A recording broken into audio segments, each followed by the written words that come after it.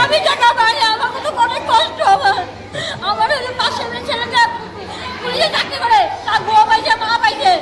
তারপরে পাশের তিনতলা ক্লিনিক, সে টাকা পাইলো, তার বউ বাচ্চা সবাই টাকা হয়েছে, আমি পাইলাম না। আমার যে আমার যে টাকাটা ঢুকে যাবে, আমি খুবই কষ্ট আমার। আমি রাজার লোকে ভোট দেওয়াইছি, বসে বসে ভোট দাও, ভোট দাও। সবাইকে বলছি ভোট দিতে যাও, জিতবা জিততে। পাশের বাড়ি যারা চাকরি করেন তারা পাইছে? বাবাটা বললো গৌর ঘোষ। আচ্ছা, বললাম আপনি কোন ওয়ার্ডে থাকেন? এখনো ওর আমাদের পাশে ওয়ার্ডে। কি নাম আপনার? আমার নাম মালতী ঘোষ। একটা ছেলে নেই? মানে মানুষের বাড়িতে কাজ করে চলেন? কাজ করি। তারপরে পাশে তিনটার বিলে তার দুই বউ পাইলো, মেয়ে পাইলো। আমি কেন পাবো না? আমি লোকের বাড়ি কাজ খুবই কষ্ট আমার মতো কষ্ট কেউ নাই। আমি কেন টাকা পাবো না বলে? পাবে না বলে?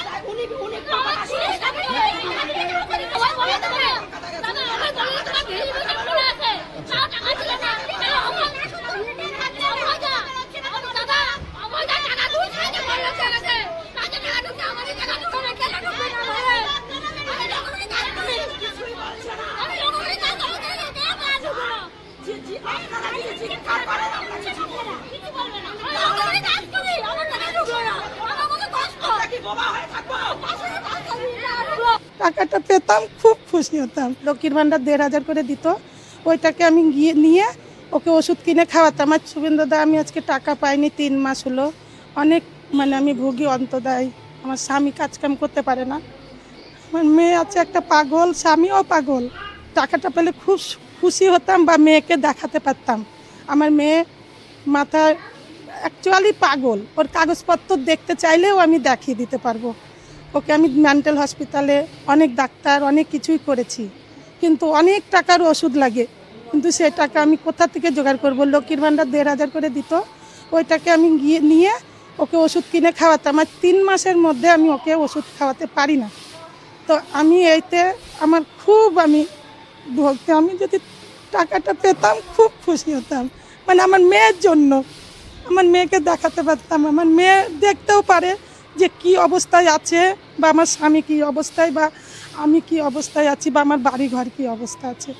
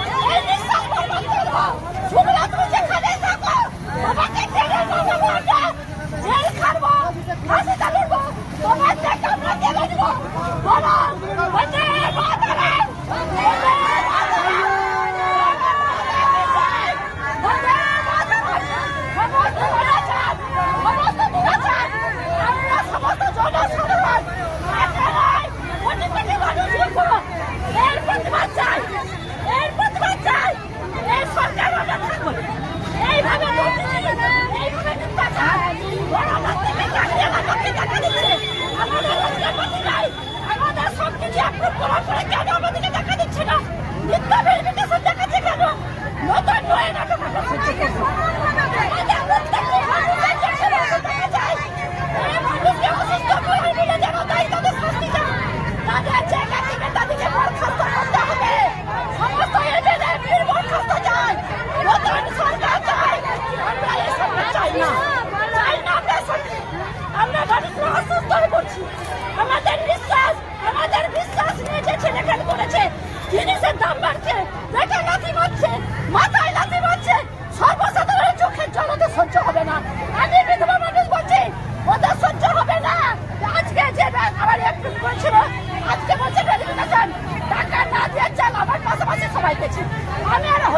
ভয় আমাকে আজকে মিথ্যা কথা বলছে কেন কেন কেন আমাদের পাশে মানুষ নেই আজকে যে অসুস্থতা আজকে যে মানুষের